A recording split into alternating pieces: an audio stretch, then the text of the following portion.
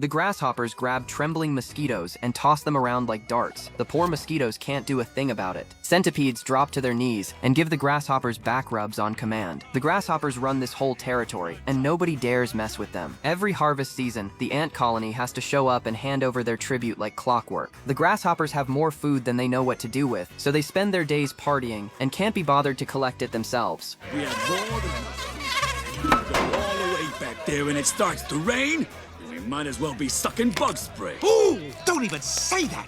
You know something? You're making a lot of sense. I mean, why take the risk? That's when the grasshopper boss slowly walks up to the grain pile, flips open the silo lid, and a flood of food comes crashing down, crushing a few lazy grasshoppers on the spot.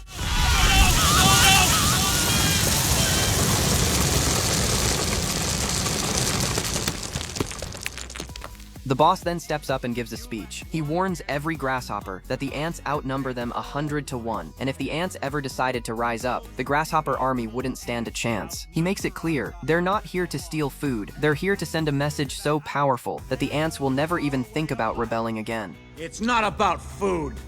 It's about keeping those ants in line. That's why we're going back! Does anybody else want to stay?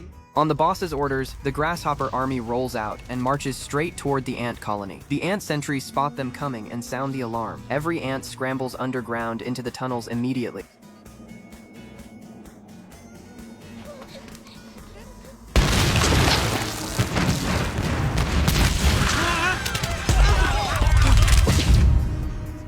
The grasshopper army storms in and takes over the ant colony without resistance. The boss finds out the tribute isn't even close to ready, and he loses it. He walks straight up to the princess and delivers an ultimatum. He gives her until the last leaf hits the ground to come up with double the food, or he'll wipe out the entire colony. Then he turns around and leads his army out in fury. Flik goes to the princess with a proposal. There's no way they can double the tribute in time, so the only real option is to find powerful fighters and take the grasshoppers head on. The princess thinks it over and agrees. Flik sets off and arrives at a buzzing, lively insect city, and his jaw hits the floor. There are bugs everywhere doing the wildest things. Fireflies running traffic lights, breadworms converted into city buses rolling down the street, and grasshoppers playing violin with their toes for tips. Flik spots a bug in the distance, getting booted out of a tin can and flying through the air. He's got one mission: find fighters who can actually throw down. Flik ducks into the tin can and realizes it's a bar. The second he walks in, he sees a gang of green flies surrounding a tiny ladybug.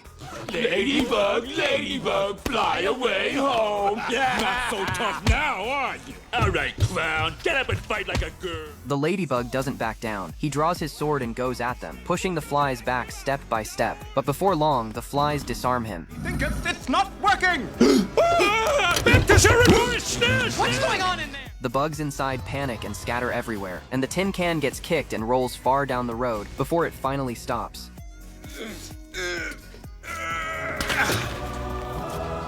Flik rushes over and finds the ladybug crew standing there without a scratch. He assumes they're the ones who ran the flies off, so he runs up and pitches them his plan: come save the ant colony. What Flik doesn't know is that these guys are ex-circus performers who just got fired and came to the bar to drown their sorrows. With the knocked out flies about to wake up any second, they don't have time to think. They just take off running with Flik. So the real question is, can a crew of washed up circus bugs actually save the ant colony?